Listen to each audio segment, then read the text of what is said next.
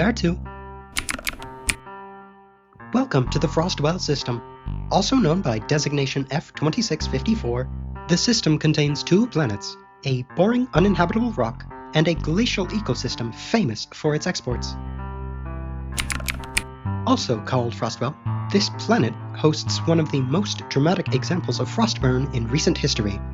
Some of the most interesting aspects of this world are the frost which now coats its surface, or the ecological adaptations the wildlife have developed in response to the collapse.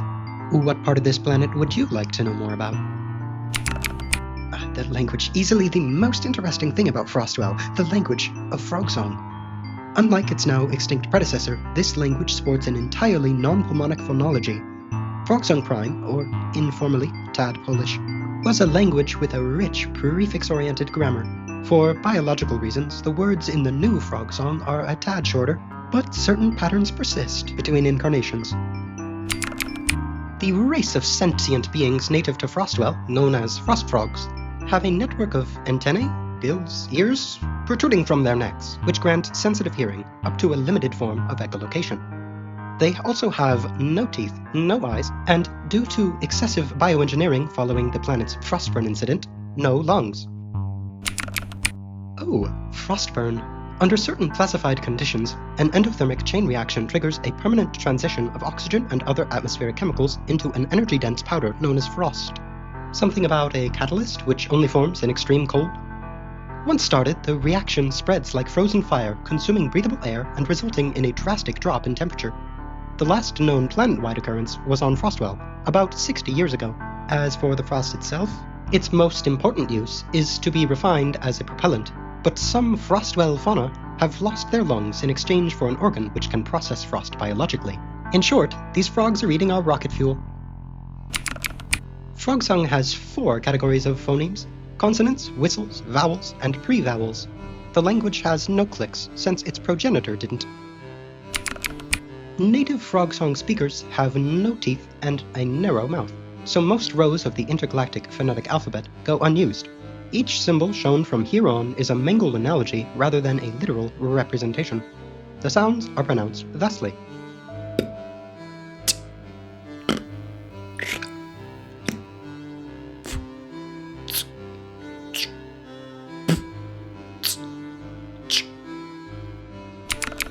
Both of the whistle sounds were added to compensate for decreased word length, but warped with natural usage.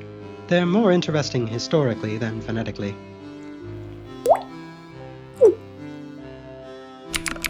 When the Tad Polish vowel sounds lost lung support, they were replaced with parallel sounds whose air supply came from the cheeks rather than the lungs. Morphologically, this variety of cheek-based blowing sound forms the nucleus of a FrogSong syllable.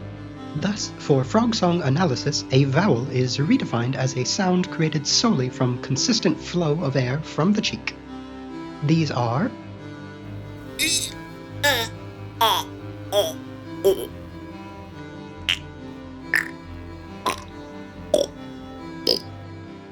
as well as the 2 nasal pseudovowels. Although frost frogs are born with perfect pitch, modern FrogSong has no tonality in it. That element of Tad Polish died alongside its speaker's use of vocal cords. As a consolation prize, FrogSong introduced pre-vowels, the sounds produced while filling one's cheek with air. These are mostly used to indicate noun class and number. Morphologically, these appear at the beginning of nearly every word, and nowhere else.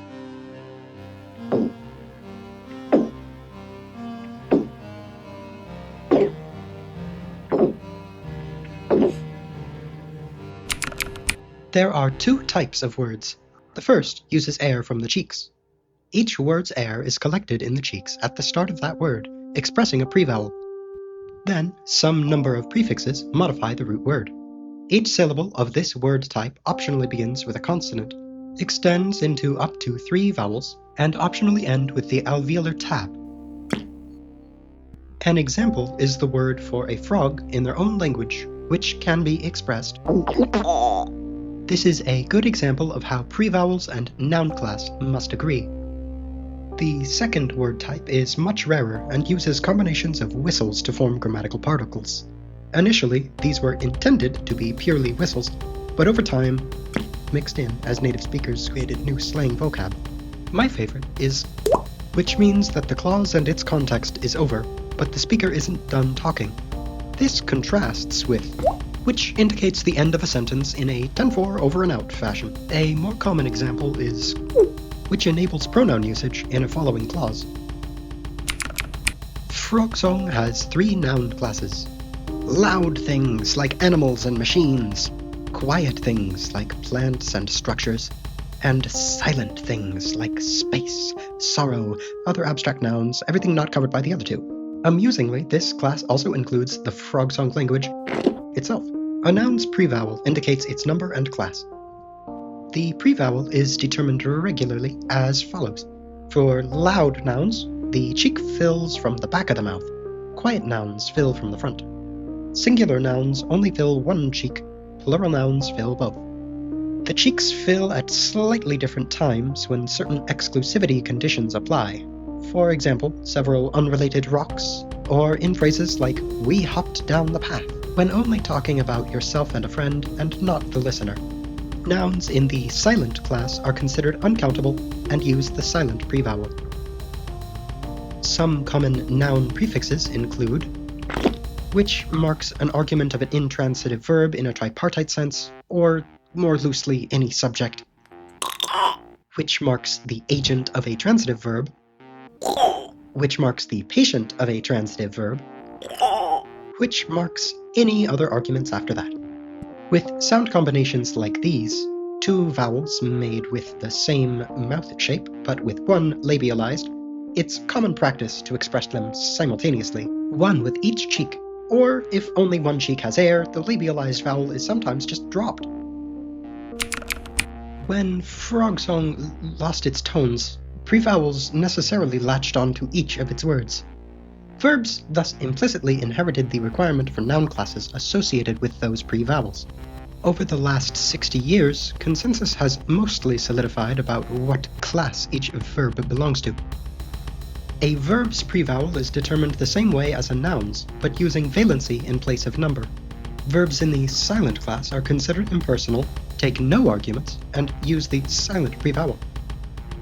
The most important verb prefix is which, when used on its own, or immediately before an adjective, acts as the copula, to be. The pre-vowels for adjectives and adverbs generally agree with the nouns and verbs they modify. Disagreement between silent and voiced pre-vowels can be used for emphasis, acting as articles or determiners. Some relevant prefixes include which marks a modifier, which marks a noun as the owner of another. Think, my spaceship. Multiple grammatical prefixes can be applied to a single word. The word fills all roles simultaneously. For example, marking a noun as both an agent and a patient indicates that it is acting on itself. Or marking a verb as an agent indicates an entity which does that action. The word order in FrogSong is primarily subject-object-verb, with modifiers coming before the word they modify. Swapping the object and subject changes the focus to the object, similar to the passive voice. Tenses are indicated by prefixes on nouns, e.g. I threw a rock could be translated as past me throws a past rock.